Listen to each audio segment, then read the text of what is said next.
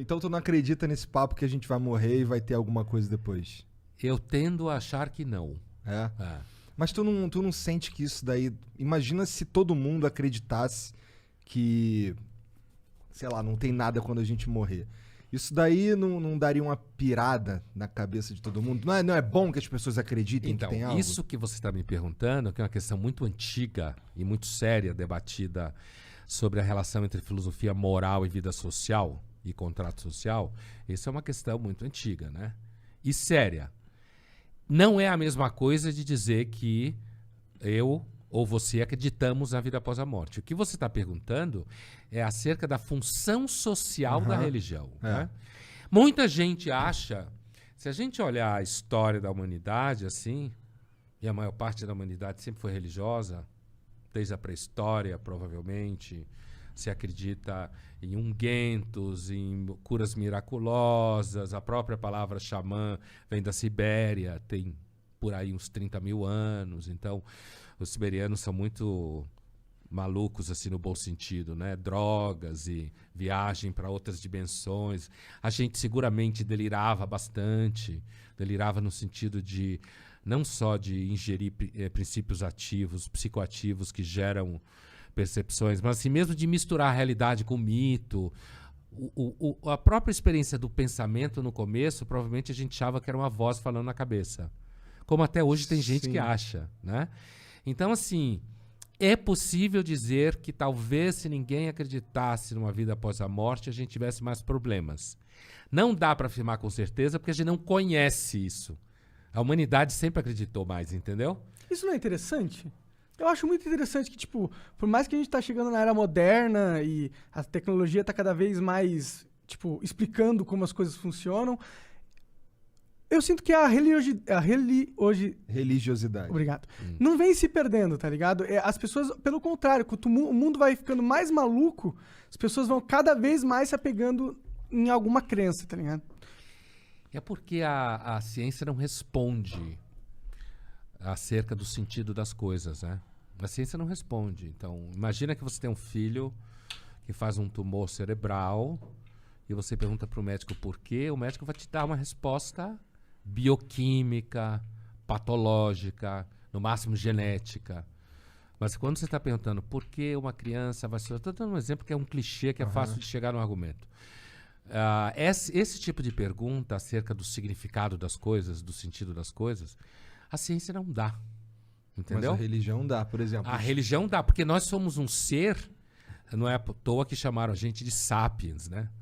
Que tem a ver com saber. A gente é um animal que quer saber as coisas. E a gente quer saber o sentido das coisas. Talvez não tenha nenhum, mas a gente busca. Sim, sim, com certeza. E aí, eu acho que acaba surgindo a religião. Mas não é interessante que, tipo, se a gente pegar para pensar que cada ser humano é um computador, eu vou entrar na aspecto de gamer.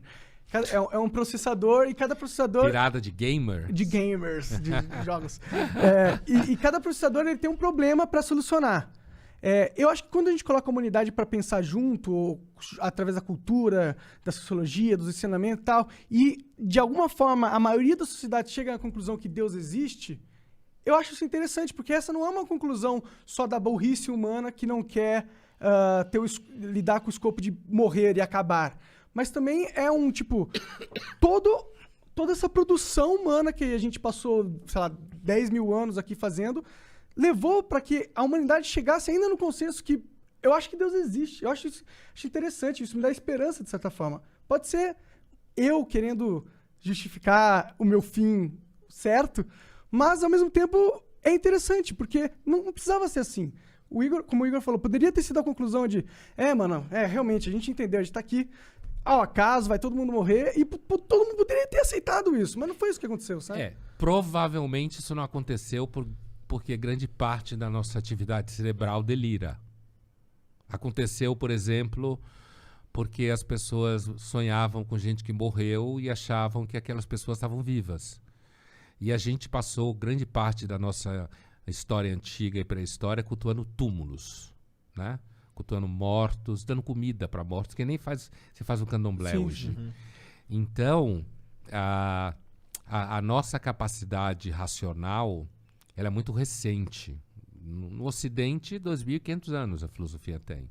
A científica, então, é mais recente ainda, não pegou.